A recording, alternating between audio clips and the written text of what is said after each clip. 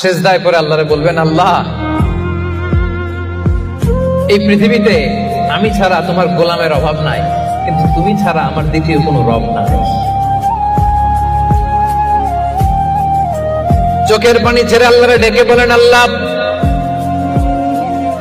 এই জমিনে আমি ছাড়া তোমার গোলামের কোনো অভাব নাই, কিন্তু তুমি ছাড়া দ্বিতীয় কোনো রব আমার নাই, তুমি ছাড়া দ্বিতীয় কোনো জায়গায় চাওয়ার সুযোগ আমার নাই। চোখের পানি ছেড়ে আল্লাহরে বলেন, আল্লাহ কোরআনে তুমি শিখিয়েছো ফরিয়াদীদেরকে কেউ যদি চায় ওই ফরিয়াদীদেরকে বারণ করা যায় না, তুমি কেমন করে এই অভাগা ফরিয়াদীকে আজকে ফিরিয়ে দিবা? চোখের পানি ছেড়ে আল্লাহর কাছে চা, সব তিনি দিয়ে দিতে পারেন। চিল্লায় বলেন ঠিক কিনা?